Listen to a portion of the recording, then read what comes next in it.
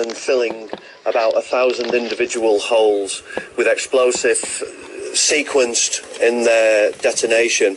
That blows a wedge out of the front of the stack in the direction that the stack is intended to fall, and once the wedge has been created, the physics takes over and the stack falls.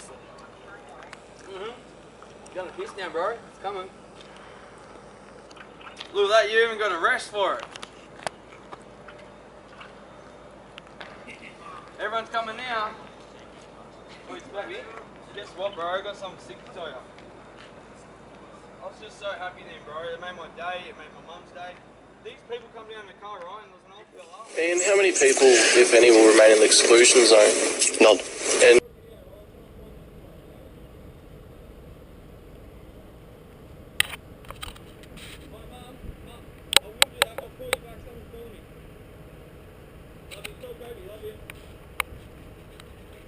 how close will staff actually be at the time of demolition? On the boundary of the exclusion zone.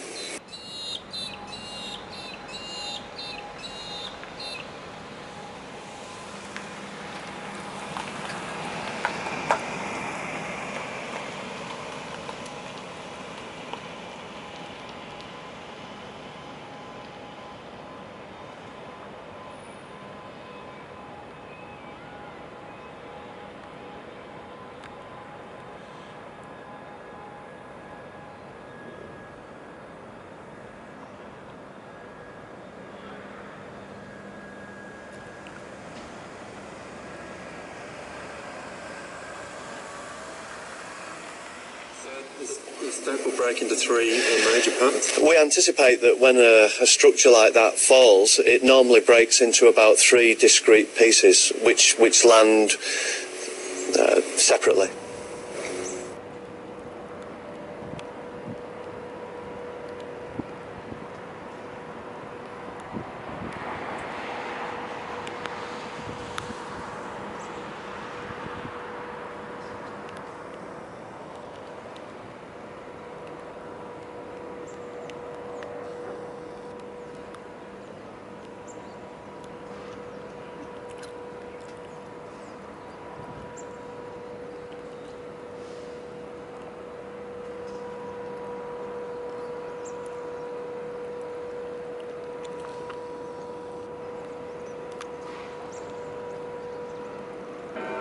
Where will the command centre be located and how many people will be inside? The command centre is operated by the police. I'll be over at the command centre, and I guess I'm not fully briefed on all the operational matters that the police will be running from there, or the total number of staff. I've got an idea. It's a significant number of people.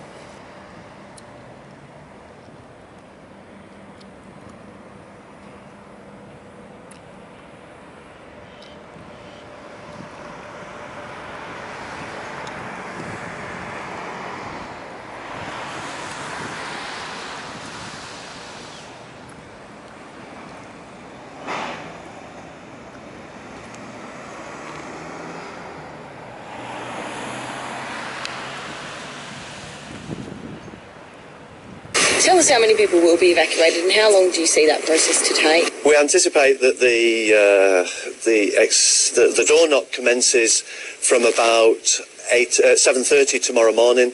We anticipate that there'll be something like 250 properties thereabouts affected. It should take about a half to 3/4 of an hour for the exclusion zone to be completely evacuated.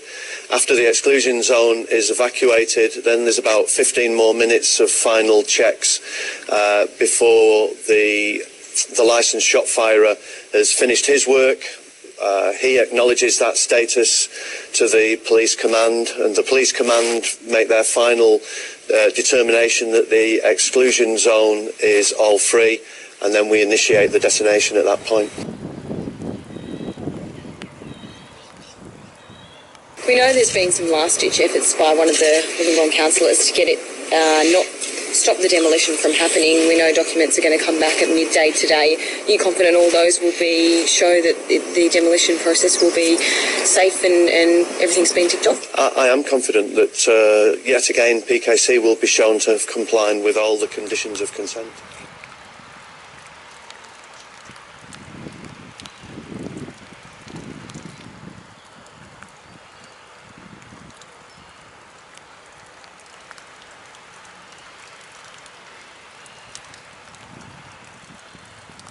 We have new claims that have emerged today from a local resident, Mark Peterland.